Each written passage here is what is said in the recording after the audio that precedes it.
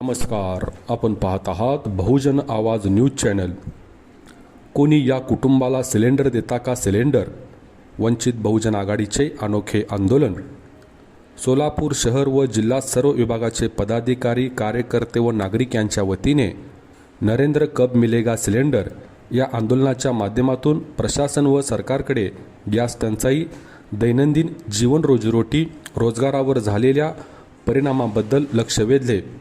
सोलापूर जिल्ह्यात 20 मार्च जुना विडी घरकुल साईराज एजन्सीत सिलेंडर मिळत नसल्याचे लक्षात येताच वैतागून हॉकी स्टिकने मारहाण झाली।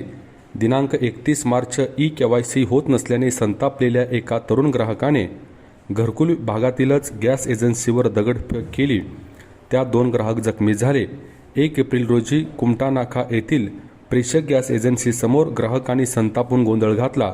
तसेच रांगेत उभा राहिलेल्या युवकास भोवळ येऊन तो बेशुद्ध झाला।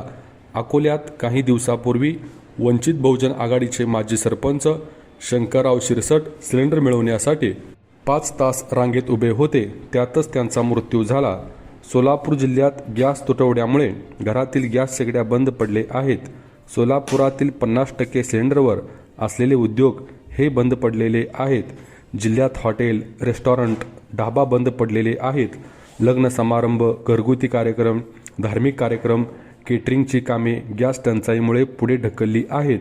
शहरात शिक्षणासाठी आलेल्या विद्यार्थ्यांना गॅस नसल्यामुळे त्यांचे डबे बंद झालेले आहेत। अनेक विद्यार्थी शिक्षण सोडून आपल्या गावी परतले आहेत। 11 मार्च रोजी वंचित बहुजन आघाडीचे राष्ट्रीय अध्यक्ष बाळासाहेब आंबेडकर यांनी इशारा दिला होता। मध्यमवर्गीय, गरीब कुटुंबे, हॉटेल्स, चहाच्या टपरी, फूड स्टॉल, धार्मिक कार्यक्रम, घरगुती कार्यक्रम, LPGवर चालणाऱ्या रिक्षा या उद्योगावर प्रचंड परिणाम होतील। पंतप्रधान नरेंद्र मोदी यांनी याची गंभीर दखल घ्यावी अशी चेतावणी दिली होती। पंतप्रधान नरेंद्र मोदीचा संकट काळात तयारीचा अभाव असल्याबाबत त्यांनी टीका केली। केंद्र सरकार व राज्य सरकार म्हणत आहे की परिस्थिती सर्वसामान्य आहे, तर मग सोलापूर जिल्ह्यातील तमाम माता भगिनी गॅस सिलेंडरसाठी रांगेत का? आपण आपले AC ऑफिसमधून बाहेर पडावे व गॅस सिलेंडरसाठी लाखो लोक रांगेत उभे आहेत हे पाहावेत।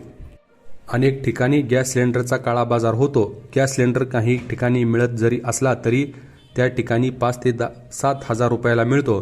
काही ठिकाणी सिलेंडरमध्ये पाणी भरलेले मिळत आहे। सरकार दावा करीत आहे की कोणतीही संकट नाही, पण हे साफ खोटे आहे। म्हणून आमची ही मागणी आहे, गॅस सिलेंडरसाठी होणारी कृत्रिम टंचाई थांबवावी। गॅस सिलेंडरचा काळा बाजार रोखून काळा बाजार करणाऱ्यावर सक्त कायदेशीर कारवाई करण्यात यावी। 25 दिवसानंतर गॅस मिळेल ही अट शिथिल करावी। वसतिगृहात राहणाऱ्या विद्यार्थ्यांसाठी सरकारकडून कम्युनिटी किचन सुरू करावे। राज्यात अनेक ठिकाणी ई-केवायसी नाही म्हणून गॅस सिलेंडर दिला जात नाही। नागरिकांना ताबडतोब गॅस सिलेंडर दिला जावा। जिल्हाधिकारी साहेब, आपण उज्ज्वला गॅस योजनेअंतर्गत किती लोकांना गॅस सिलेंडर दिले आहेत याची ऑडिट करावे। वरील सर्व मागण्या मान्य करून सोलापूर जिल्ह्यातील जनतेला न्याय मिळवून द्यावा, अन्यथा वंचित बहुजन आघाडीच्या वतीने याहीपेक्षा तीव्र आंदोलन करेल। कायदा व सुव्यवस्थेचा प्रश्न निर्माण झाल्यास या सर्वस्वी जबाबदार शासनाची असेल, असा इशाराही आंदोलनकर्त्यांनी शासनाला दिला।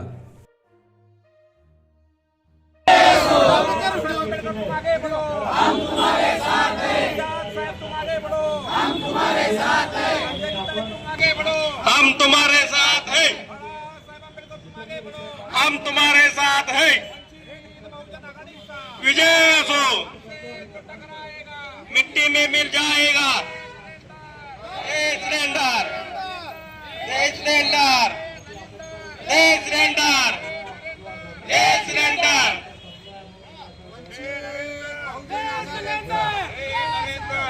सिलेंडर।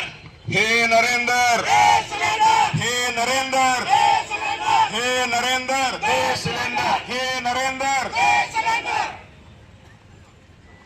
ताज्या घडामोडी जाणून घेण्यासाठी आजच बहुजन आवाज न्यूज चॅनलला लाईक, शेअर आणि सबस्क्राईब करा।